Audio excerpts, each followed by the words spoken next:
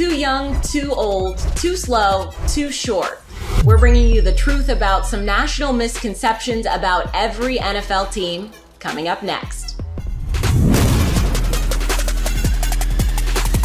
Welcome into another episode of the Locked On Ultimate NFL Preview. I'm Kainani Stevens. This is a 7-part episode series detailing the biggest questions, misconceptions, and storylines from all 8 divisions. You'll get insight and analysis from our local Locked On experts that know these teams better than anybody else. You'll also get the perspective nationally and from within the division about your team and your favorite players. You can find all 7 episodes on Locked On NFL's YouTube page or wherever you get your podcasts from.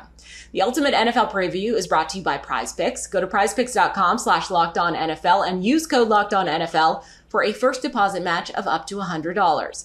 Our Locked On hosts cover their NFL teams every day, and sometimes the national media can grab onto a storyline that can be a misconception. Our NFL hosts are here to tell you the truth and air their frustrations. There's been a ton of conversation this offseason around the AFC East. Kyle Krabs of Locked On Dolphins, Joe Marino of Locked On Bills, Mike DeBate from Locked On Patriots, and John Butchko from Locked On Jets are here. Kyle, we will start with you. What's one of the biggest misconceptions about the Miami Dolphins?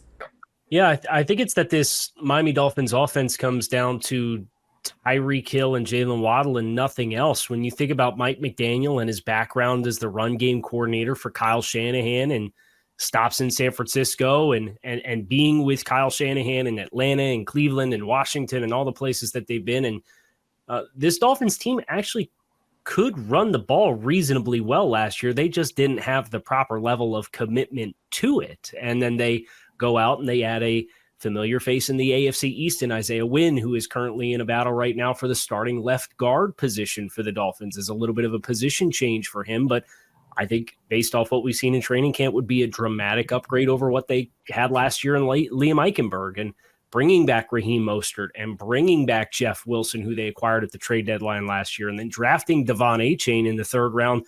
Mike McDaniel's apparently head over heels over this dude. So these rushing offenses, traditionally, there has been a pretty significant jump in production in the rushing offense in the Shanahan tree from year 1 to year 2.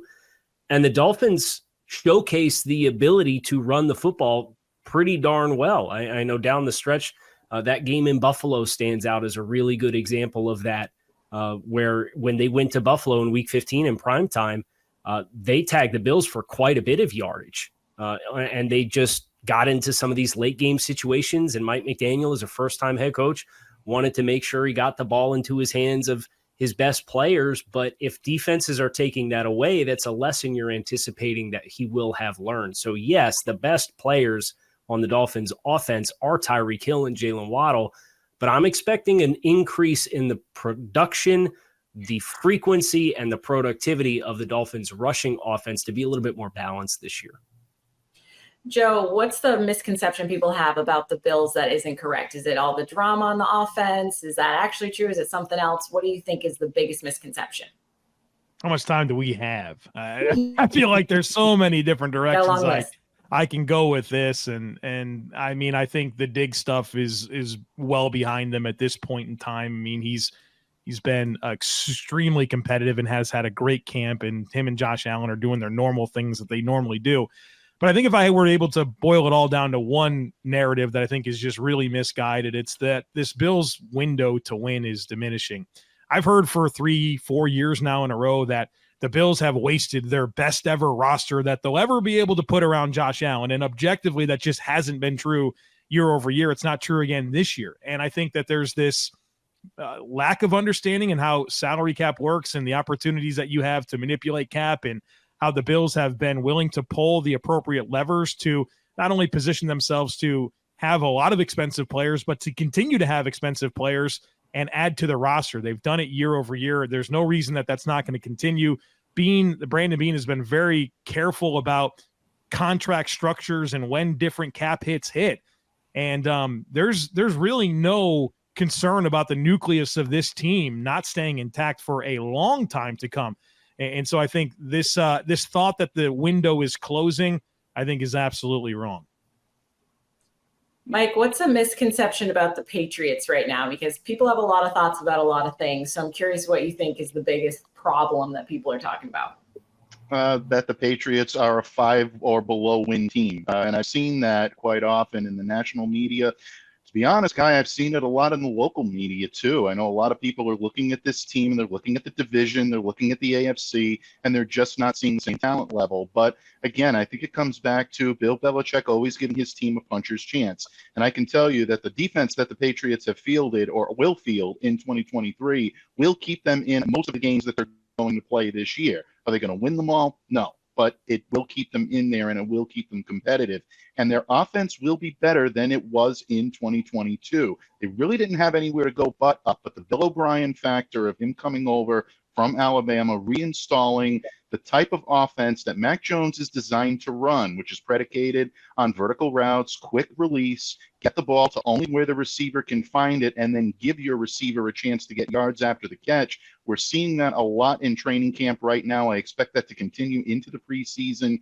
And with the Patriots getting a little bit better at scoring points, it's going to give their defense a chance to win games that the Patriots just didn't have a chance to win last year. So while I don't expect them to be a playoff team, they're better than some people are giving them credit for. This is definitely better than a 5-win team. They're not a bottom of the barrel team in the AFC by any stretch of the imagination. John, your team has a lot of hype around it this year, so I imagine you have a lot of things to pick from. But what do you think is the biggest misconception people have about the Jets right now? Well, I say this jokingly, but only somewhat jokingly, that the Jets are not actually a one-man team, that there's actually more talent on this team than just Aaron Rodgers. Last year, the Jets actually had both defensive and defensive rookies of the year, and that is only the third time it's ever happened that one team had the rookie of the year on both offense and defense. Sauce Gardner, absolute shutdown corner. On the offensive side of the ball, Garrett Wilson, who worked around some issues in the passing game to post 1,100 yards. And I'll even go one step further. The Jets had a running back, Breece Hall, who got injured around the midway point of the season. And I think he was actually on track to win Offensive Rookie of the Year before he suffered a serious knee injury. Going a little bit deeper, I think there's a perception that this team will go as far as Aaron Rodgers will take it. I actually would argue that this team will go as far as the defense will take it. If you look at where the talent lies on this team, there's more talent on defense than there is on offense. Last year, the Jets finished around top 5 in most of the major statistical rankings. A lot of impact talent. Quinton Williams had the best year of his career. He was named first-team All-Pro. Sauce Gardner, first-team All-Pro as a rookie. Lots of good supporting players. DJ Reed, one of the best number 2 corners in the league. A very deep and talented defensive line. Aaron Rodgers is here because the Jets got nothing from their quarterback position a year ago. They had last year a Super Bowl caliber defense, or if you don't believe that, at least a playoff caliber defense. They missed the playoffs last year because they got nothing from their passing game. So I don't think expectations for Aaron Rodgers are necessarily that he needs to play at his peak level. I don't think you need to see prime Aaron Rodgers. You just need to see a guy. Now you need to be better than average. You need to be well above average. You need Aaron Rodgers to be a top 10 quarterback. But I think this team's going to rely more on its defense than it will its offense. And I think that would surprise a lot of people. Aaron Rodgers may have also impacted the misconceptions around the NFC North, a division he's not even in anymore. Peter Bukowski of Locked On Packers, Matt Derry of Locked On Lions, Lauren Cox of Locked On Bears, and Luke Braun of Locked On Vikings are here. Lauren, what's the national perspective on the Bears that you don't agree with? Yeah, there's this gas bag over at Locked On Lions who said that Justin Fields is just a runner who doesn't throw. And yes, one of these episodes. Thank God. And no, it's weird with Justin Fields because you've got the complete opposite sides of the spectrum. You got Matt Deary over there calling him Hall of Fields and that he's way overrated and not a believer. And then you've got like the Dan Orlovskis of the world saying Justin Fields is going to play MVP caliber football this season. And it feels like you're getting national assumptions on both sides, and they're probably both wrong. Like in the middle, it's like, no, he's not just a runner. He has some plus throwing ability and some playmaking downfield. He was particularly accurate throwing, the deep ball last season to receivers that were not worthy of as many deep balls as he threw to them. And certainly there's a lot of extenuating circumstances there, but like he'll be better than just the running quarterback. But we also shouldn't get carried away and say he's the MVP or the Hall of Fame style of like Jalen Hurts level ascension to that leap either. Like there's comfortably a middle ground here where giving him a much better cast of receivers, a better offensive line, and perhaps a better defense as well can put him in a position to have more success, have less on his shoulders, have to be less of the giant playmaker, and maybe win some more games too, even when he's scoring 30 points because the defense can carry some of the load too. So I think the assumption is wrong that Fields is just a runner, but the assumption's also wrong that he's going to be MVP Jalen Hurts too. Luke, what's something you've heard lately that you want to clear up that is completely wrong? Yeah, I think everybody is talking about the Vikings defense as this doomed unit. And Peter was talking about it in another episode. And it's a perfectly reasonable assumption because you look at what they did last year. Okay, they were the second to last year, and they replaced Eric Kendricks with some kid I've never heard of, and Marcus Davenport replaces Zadarius Smith. Okay, that's going to be bad. But you got to understand that they aren't going to do the same things with these guys at all. They did not blitz last year. They just didn't. They had Harrison Smith, Daniil Hunter, Eric Kendricks, Jordan Hicks, Zadarius, like all of these people. They didn't blitz. And the folks responsible for that have been sacked. But now they're going to live in the blitz. We see at least in camp settings, we see Harrison Smith in the backfield every play. We see the offense literally like not allowed to practice because of how often somebody has a free runner in the backfield. We've seen Flores do this with way worse rosters out in Miami. This defense is so different. Is that going to be better than second to last? Hey, look, defense very famously regresses, especially Peter's favorite stat, defensive DVOA. Tell me the year-to-year correlation on that. Defense famously regresses to the mean, and that is not a passive process. That's because when your defense is bad, you change stuff about it. Everybody does it, and the Vikings are no exception. Matt, have you heard anything lately that you want to sound off on nationally that is an assumption you don't agree with? You know, I want to go back to most of the offseason and even before the draft and the 6 magic words uttered by many, including the name that rhymes with Psych Borio, which is Jared Goff is a bridge quarterback. He's not going anywhere. He's going to be here. I think the assumption that, the Lions, when they were drafting 6, they might take a quarterback. Maybe they'll get, Anthony Richardson if he falls. And then it was, if Tom Brady comes out of retirement, the Lions should call. He went to Michigan. I mean, just stupid. He's not going anywhere. Yes, they drafted Hendon Hooker believer? And they drafted Hendon. Let me finish. They went to Hendon Hooker, and they got him I'm on a roll here, Luke. They got him in the 3rd round, but he's got a 20 ACL. He's going to redshirt. He will not play. So I think the notion that Goff is just this bridge guy is wrong, and I think he's going to be around for a while. He's not the bridge guy. They went out and got bridge water. Literally, they got the bridge already. Yeah, that's there you the go. bridge guy. Take it to the bridge. All right, Peter, tell us something about the Packers we don't know right now. I have heard a lot of assumptions about the way that this Packers offense is going to play. A lot of people thinking this is going to be this. They're going to lean on the running game, and that was what we heard last year. And what it turned out was, they ran the ball a little more than you would expect in neutral situations, but not that much. And I think this team is still going to throw the ball a lot. You're going to see the way that they throw be a little bit different. It's going to be more under center, more play action, more boots, more rolls, more different kinds of things that does not look like what Aaron Rodgers did. But this idea that they're going to become some like Baltimore Ravens or Kyle Shanahan running 65% of the time, that's just not going to happen. That's not what this offense is going to look like. That's not why they drafted Jordan Love. We may see Jordan Love use his legs a little bit more, some zone reads, some design quarterback runs. We saw that in the preseason last year with Jordan Love. But this idea that they're going to become some very different kind of offense in terms of run pass splits, I just don't think that that's going to happen, even with some of the additions that they made. Luke Musgrave, Tucker Kraft. The Packers played as much 12 personnel last year with 2 tight ends on the field as any team in the league. They still threw the ball a ton, and they're going to do it again this year. What if I think that's what they should do? It feels like they should run the ball more, or they should throw it more. They should. I feel like the best version of the Packers is 12 personnel pound you in the mouth football, kind of like what the Lions are doing. Well, I think they will do that. I think you're going to see more under center runs, less shotgun runs, which is what Aaron Rodgers wanted to live in the gun. Yeah. I don't think Jordan Love is going to exert that same sort of preference to Matt LaFleur. So they adapted their offense. The cool thing for the Packers this year is they adapted a lot of things for Aaron Rodgers that they now can use for Jordan Love if they want.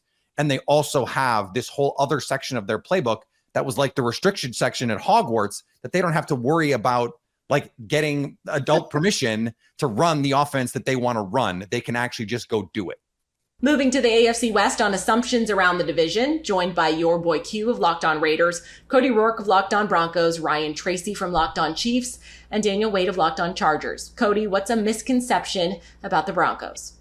Well, I mean, we heard it all last year. We heard it in the offseason. Russell Wilson is washed. And I could tell you this, being there in person every day, watching Russ, watching him work with Sean Payton inside the offense, I'm seeing a lot of the old Russell Wilson that I saw. And when he came to Denver last year in training camp, I left a lot of practices thinking to myself, hey, is Russell Wilson that bad or is the defense that good? Russell Wilson has changed his game. He's taken his offseason preparation to the next level. I think we're going to see it on the field with how he uses his legs a little bit more, throwing standpoint.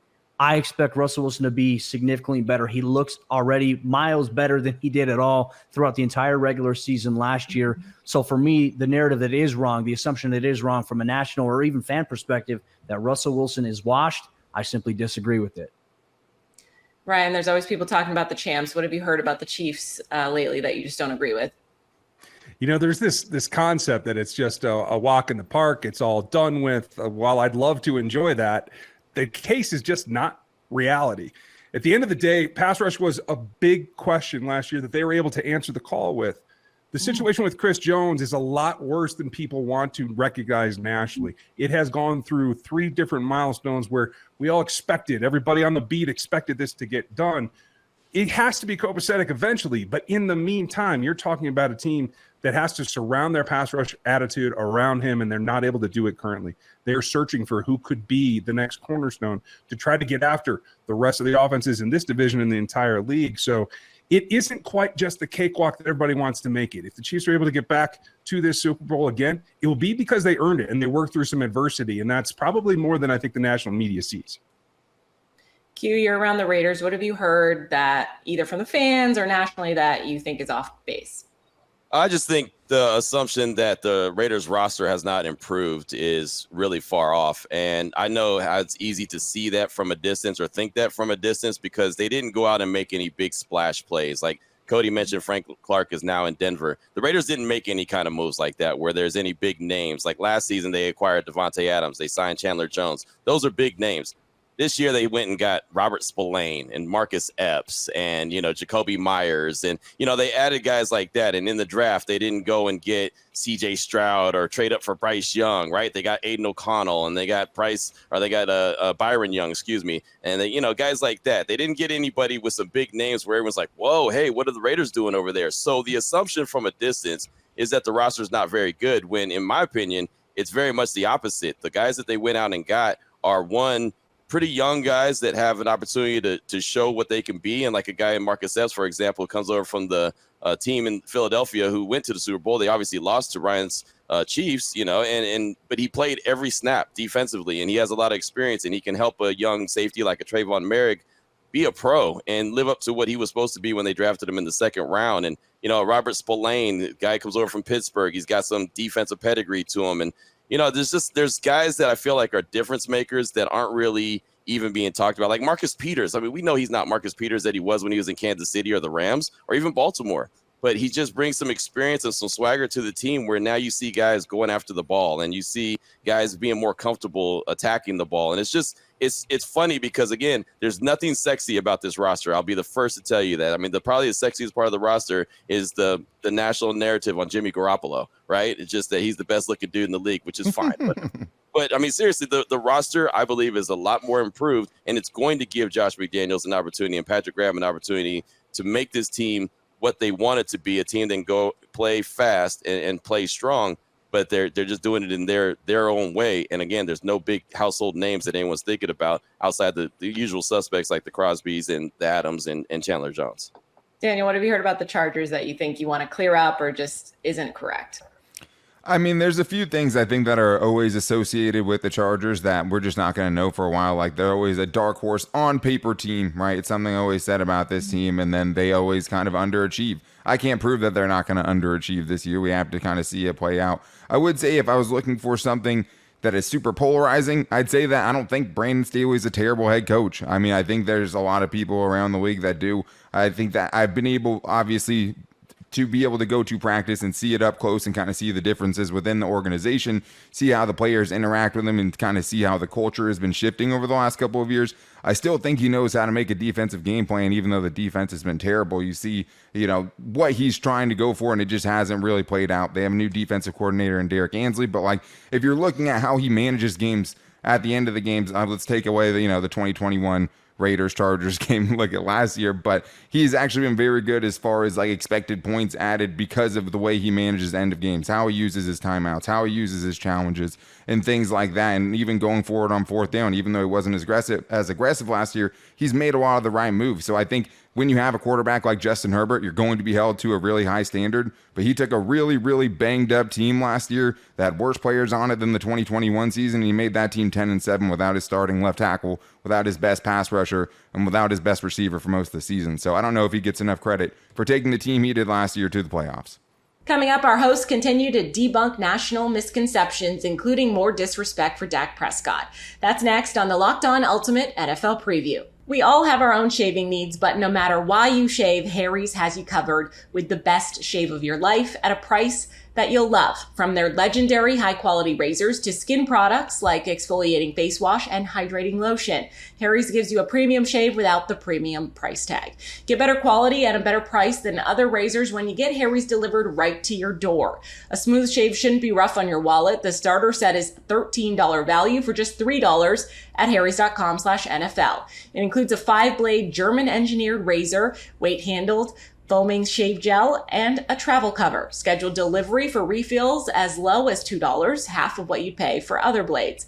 There's no reason not to try Harry's. Harry's has the highest customer satisfaction in the shaving industry, and they're still offering a no-risk trial. So if you don't like their shave, no worries, it's on them.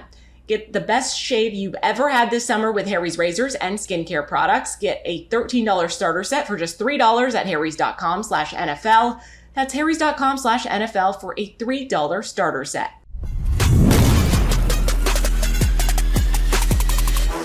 We continue our look at the national misconceptions about teams that our hosts just don't believe are true.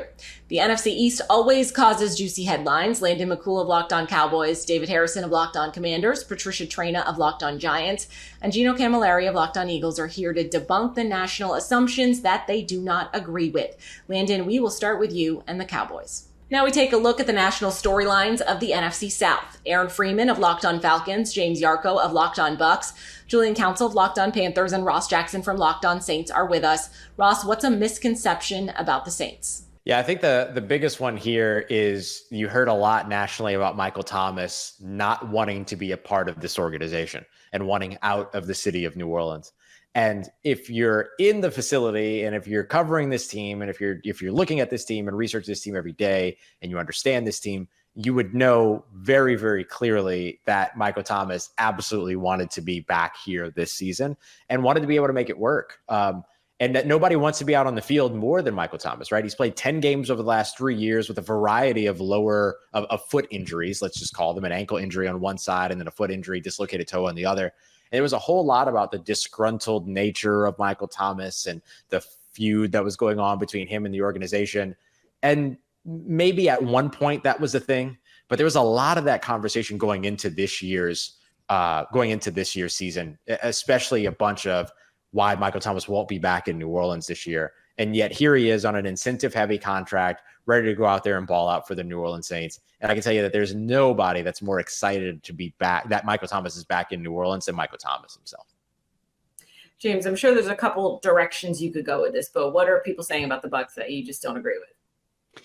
I think the biggest misperception about the Buccaneers is that Tom Brady was the team, right? Brady walks out the door and now they're one of the favorites to get the number 1 pick in next year's draft. They're the favorites to finish last in the NFC South. And you take a look at this roster, Tom Brady wasn't the whole roster. They still have one of the best wide receiver duos in football. They still have one of the best linebacking duos in football. They still have one of the most up-and-coming talented safeties, the one of, if not the best nose tackle, one of, if not the best offensive lineman in Tristan Wirfs. Even though he's switching sides, if he's 80% on the left side, what he was on the right, he's a top 5 left tackle in the NFL.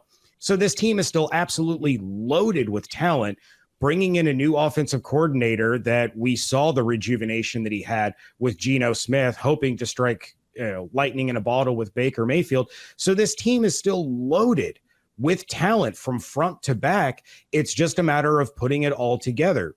And just because Tom Brady walked out the door and behind him went, Leonard Fournette and Rob Gronkowski and, a couple of other pieces, that doesn't mean that this team is void of talent and they're going to be cellar dwellers or that they're going to be in contention for the number one pick.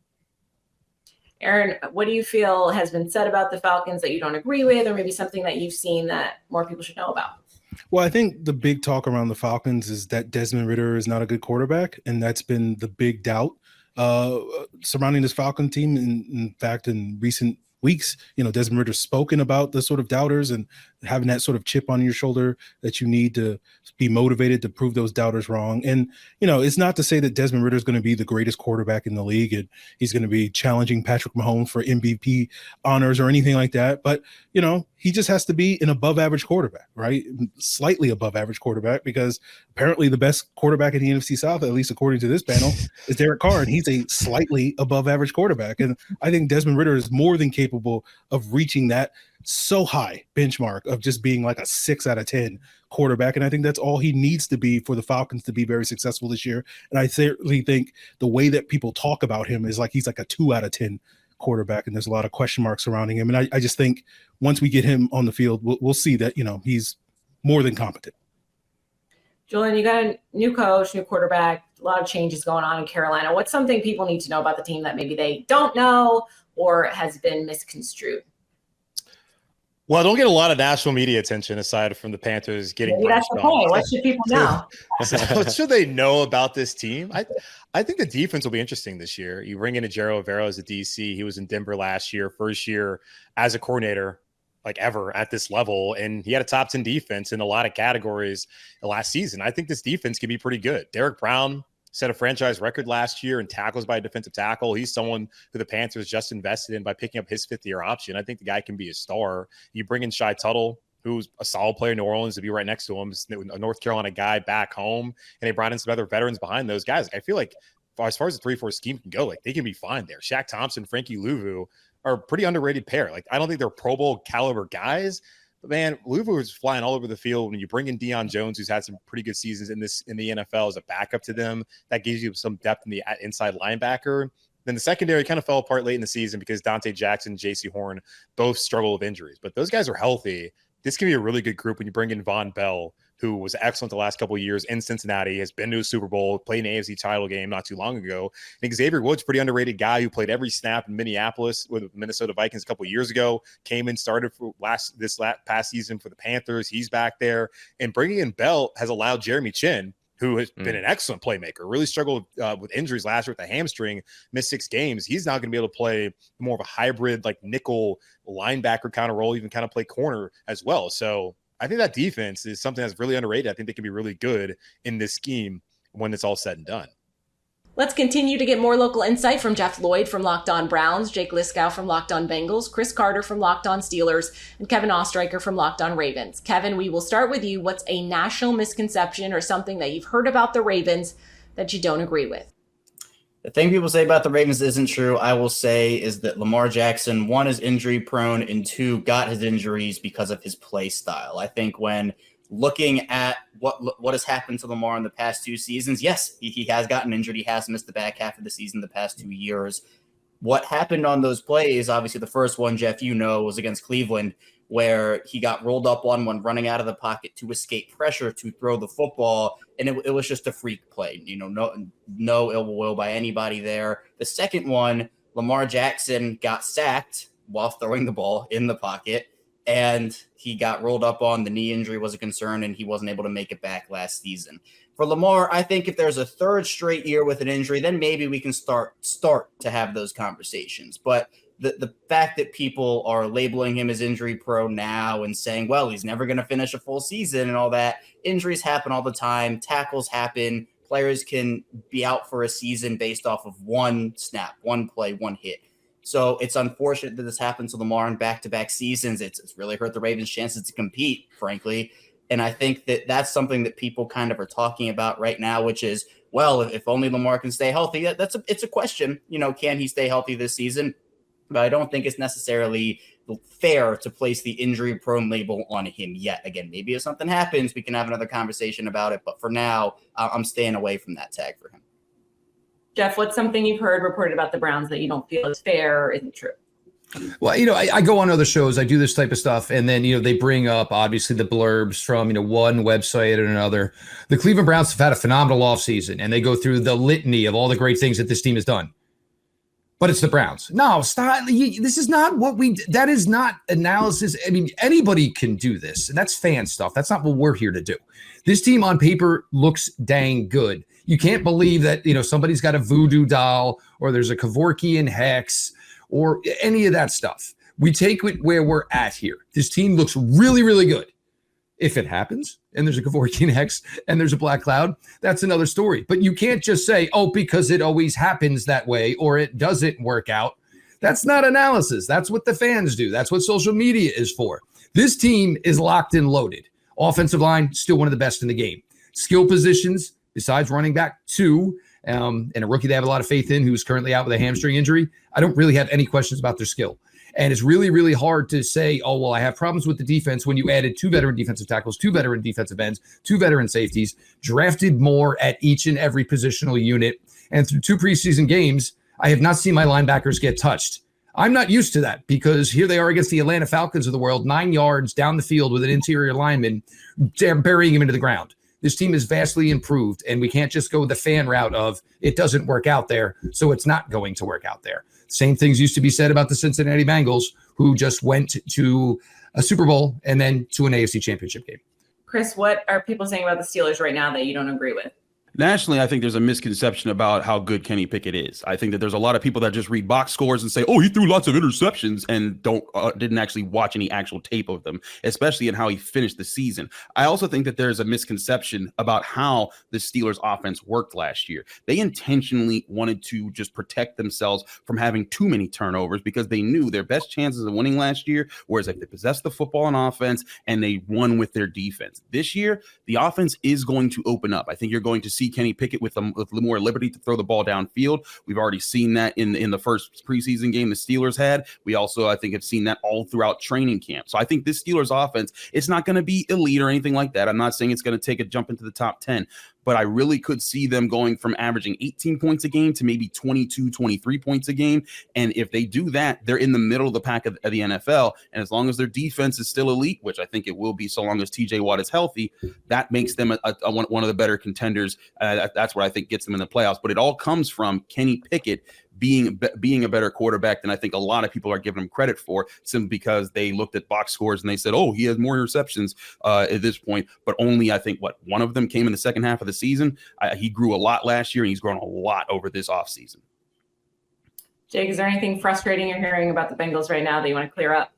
It's not so bad. I think that the note about safeties is a little bit overblown. I'm not really going to give too much time to the idea that the Bengals might not pay Joe Burrow. I think we're past that point, or the idea that Joe Burrow's calf injury is more than the Bengals are letting on. I think we're past that point as well. So I'll go back to the safeties and say that Dax Hill and Nick Scott have a lot going for them, I think. Dax Hill, a very versatile piece for this defense, who in his first preseason game played a little bit, one of the only starters that played, made a great play from the post safety spot to break up a deep ball intended for Christian Watson down the left sideline from Jordan Love.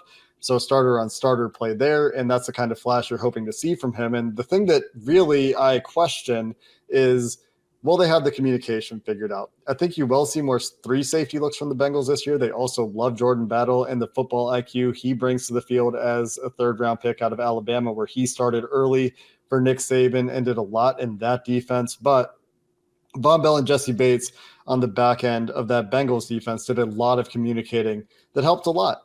The Bengals have continuity elsewhere, and so that should offset that loss. And I think the skill level isn't too far off what it was, but Jesse Bates is clearly a top player in the NFL. The only other point there is that safeties often just don't impact football games as much as you would think. I talked to a coach who said in doing some off-season scouting, they didn't see the safety they were scouting targeted once or involved in a single play in that entire game, which tells you a little bit of something about how some NFL teams may value the position. That said, maybe a little drop off. I don't see that being a world ender for the Bengals defense this year.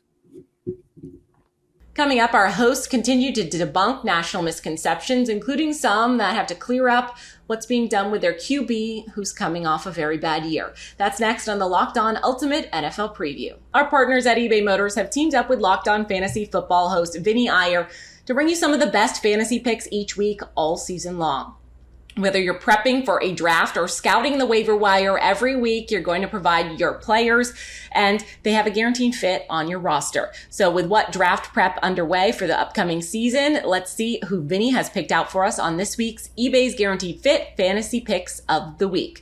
Looking for a player to take in fantasy football drafts who will spark his new team's offense and also help you speed to victory?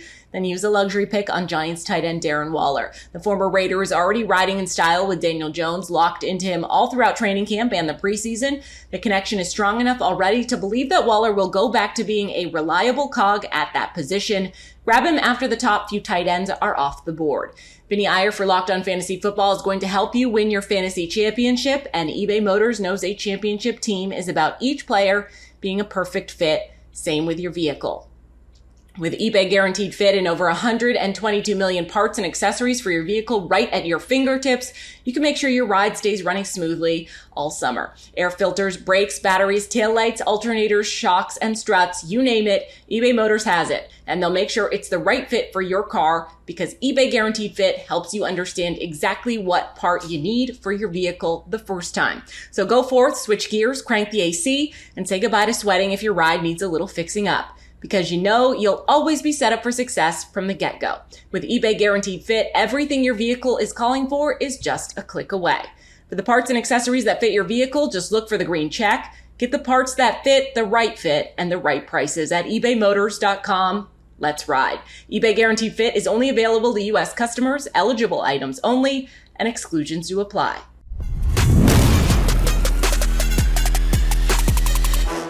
We continue our look at the national misconceptions about teams that our hosts just don't believe are true. There are many ways that this one could go in the NFC West. Doug McCain of Locked On Rams, Corbin Smith of Locked On Seahawks, Brian Peacock from Locked On 49ers, and Alex Clancy from Locked On Cardinals are here to break down the NFC West. Doug, we will start with you and a big misconception for the Rams.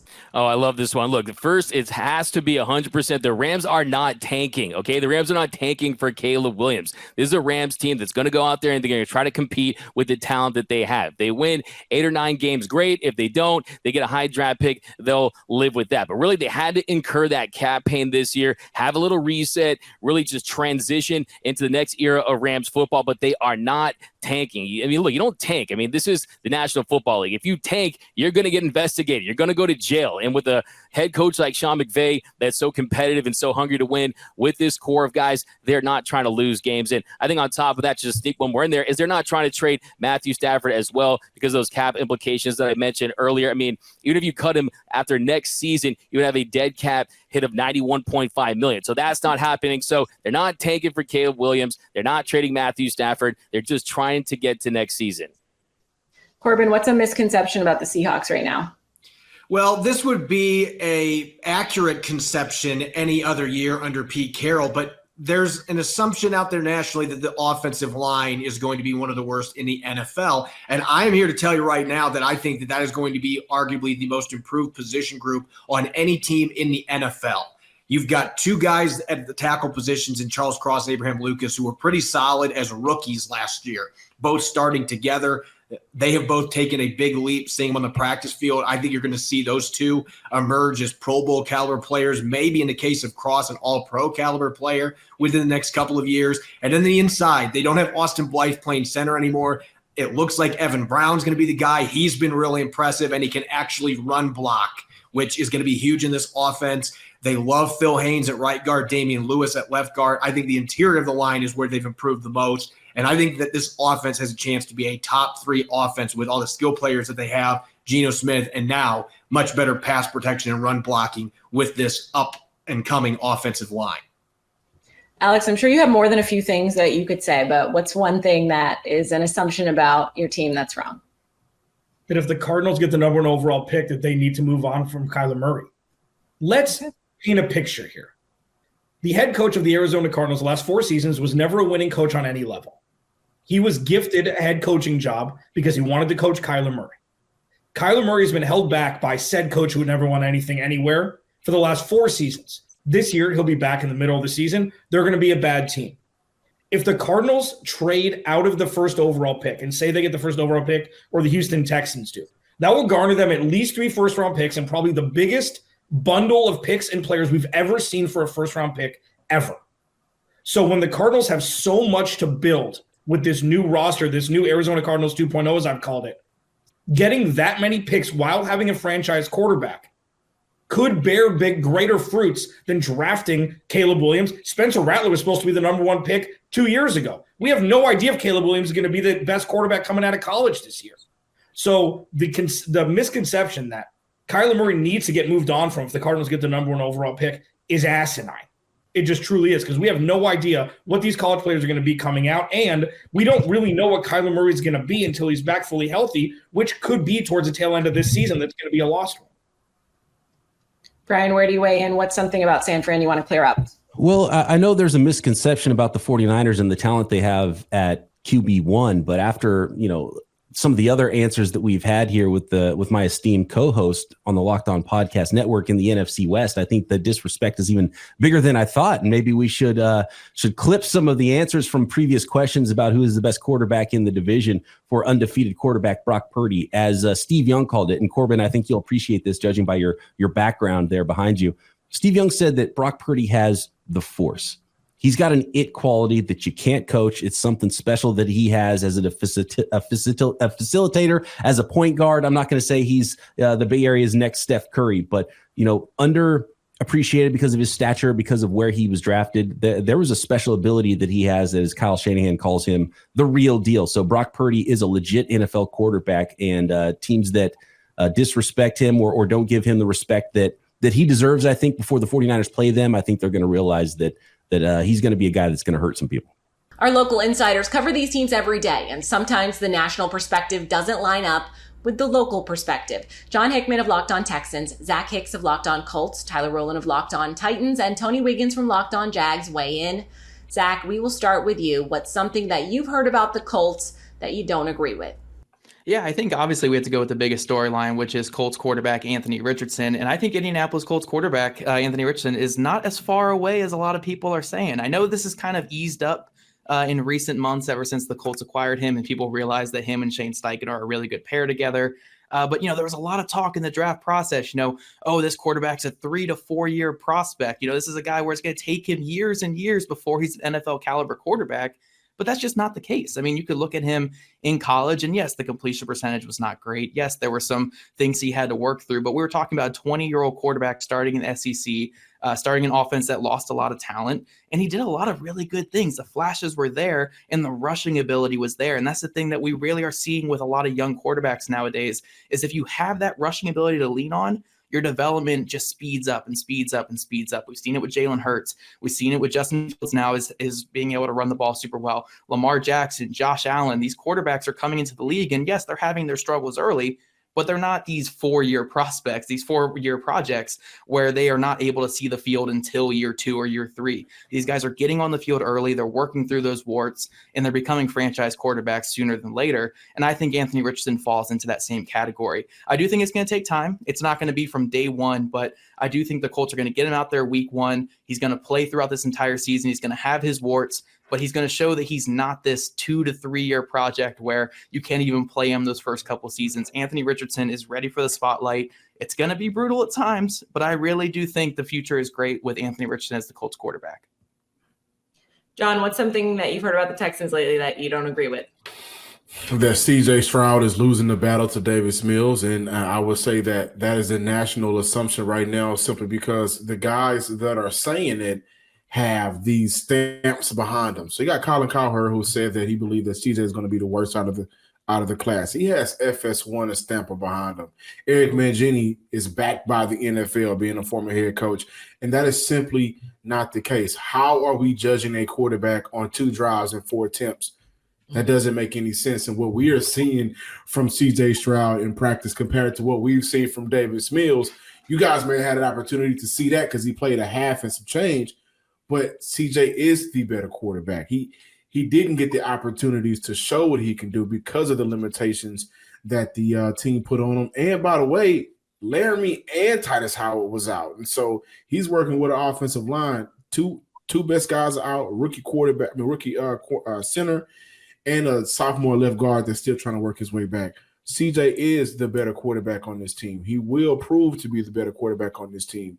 Davis Mills is a very good backup, and I think that's going to be his career unless some team comes calling and he gets a shot to be like Nick Foles or something like that.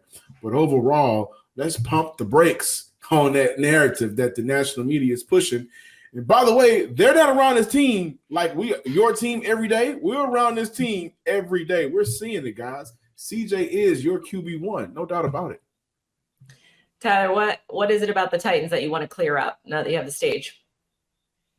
Every single year, it feels like for the last few years, we've done the thing. Oh, this is the end of Derrick Henry. He's about to turn 30. He's had so many carries, so much tread on the tires. This is the year that Derrick Henry finally falls off. Well, ladies and gentlemen, the king will continue to reign. Derrick Henry last year had more rushing yards than Nick Chubb with 1,538. Derrick Henry had more receiving yards than Saquon Barkley.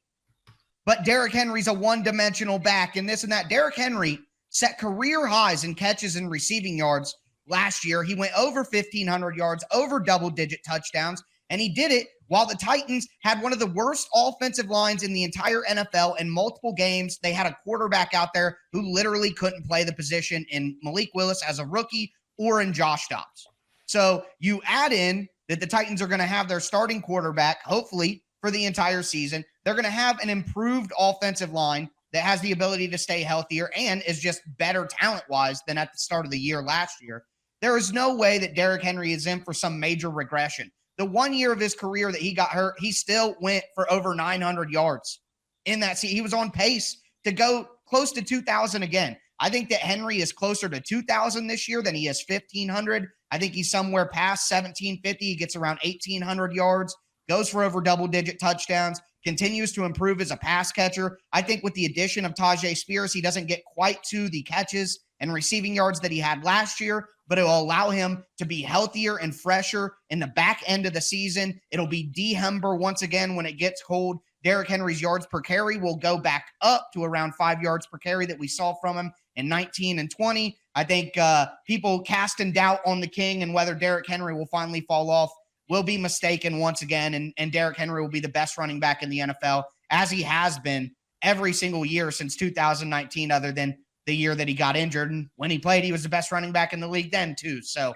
I think that Derrick Henry's still the best running back in the NFL. And even as he approaches 30, which he'll turn in January, he will still be that this season. Tony, what's something you want to clear up about the Jacksonville Jaguars that you think needs to be said? I want to clear up the fact that there are a lot of people that believe Trevor Lawrence is almost elite and he is going to take that step this year. I want to tell him he's already there.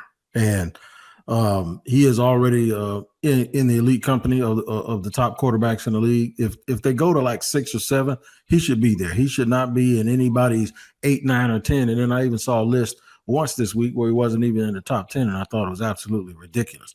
But imagine this. Everyone already knows that his rookie year wasn't really a great rookie year because of the clown show that they had going on with the coaching staff. So if people say, okay, that rookie year is sort of a mulligan, and I even did a podcast with someone that they said, well, let's just take that out. And I said, no, I don't want to take it out. I want it to be a part of his growth because I want everyone to remember where he came from. But if you look at last year as kind of his rookie year almost, well, the guy had 25 touchdowns and 8 picks. We can talk about how many drop picks he threw. He only threw 8. And I know for a fact that 2 of them were tip balls and one of them was a Hail Mary. So he threw 5 with 25 touchdowns with 68% completion percentage in his second year that a lot of us say, well, it's kind of like his first year. They ought to be starting to make a bust in Canton if you look back to guys over the years statistically and where they were in year 2 other than Dan Marino. Don't worry, I'll wait. I'm telling you, he is already there. What people saw in the first half against the Chargers, He's not going to do that very often, if at all. He's going to do more of what you saw in the second half, and that is score touchdowns and win football games. Now we turn to our national hosts, Joe Marino and Kyle Krabs from Locked On NFL Scouting, to break down the misconceptions around the NFL that they disagree with the most. Well, Kyle, I think there's a number of directions that you can go with this, but the thing that stands out most in my mind is the AFC North. And we know the Cincinnati Bengals are a really, really good football team, and I expect them to challenge for the number 1 seed in the AFC. But what I don't think is true is that it's a lock that they win this division. I think there are some really strong contenders, really from all 3 teams that are perceived to be below them, whether that's the Pittsburgh Steelers, who things are looking pretty good with Kenny Pickett there taking over this offense. They've added some talent on the offensive line and to their defense. Mike Tomlin, he gets out of bed with 9 wins. You know what I mean? Like, you start stacking some wins, you start to grow as an offense. I really like what they can accomplish this year. I think the Baltimore Ravens every single year are scary. Lamar Jackson, NFL MVP, new offense in place there for them to take over. The second season there with their new defensive coordinator, I think things are going to gel a little bit more. Obviously for them, it's about staying healthy. And then you still have the Cleveland Browns, and I think that's the team that might be being slept on a little bit. God, we spent the summer really evaluating the rosters on the Locked On NFL Scouting podcast, and we came away quite thinking highly of the Cleveland Browns and what they have to offer. It's all about Deshaun Watson and him kind of rediscovering himself as a football player. I know that the 6-game sample size last year was rough, but we know what this guy's capable of. If he finds this game, that team, top to bottom, might be the most talented in the division. And so I think the Bengals got a real shot to win the AFC North again and challenge to win the AFC, but don't sleep on the rest of the AFC North. I think it's going to be really competitive. I think there's teams underneath them that can knock them off. Would you agree that it's fair to say they are the team with the least questions, though? Cincy, well, I think it's hard to sustain success, so there's that. But, I mean, Joe Burrow, once again, beginning of the season, he's injured. They got a tough schedule, obviously playing within their division. They got to handle their business there. They got a new secondary in a lot of spots. We'll see. Some new pieces on the O-line that's got to come together. We'll see. Okay, I tried to give you the off-ramp, and you said no thank you for just acknowledging least questions. I think they do have the least questions, but I agree with you that is probably the best division in football. Oh, yeah. Now, my question is on the NFC side of things. In the NFC North, the biggest assumption that I have is that the Detroit Lions, off of the foundation that they built last year, are the favorites to win this division, and specifically that the Green Bay Packers in the first year without Aaron Rodgers are going to be facing this difficult transitional year. I think the kind of football that Green Bay is going to play this year is probably better aligned with what their talent has been around Aaron Rodgers as of the post Devontae Adams trade, where you have AJ Dillon and you have Aaron Jones and you have the ability to run the football and play defense, but yet you had Aaron Rodgers. I think Jordan Love's insertion into the lineup means this is going to be a more complementary football team this year. And they have a lot of young pieces on the defensive side of the ball, but they also have a lot of young players in the passing game. So I think Green Bay, the more I watch them play, I think the style of play is going to be a departure of what we're used to seeing from the Aaron Rodgers Green Bay Packers.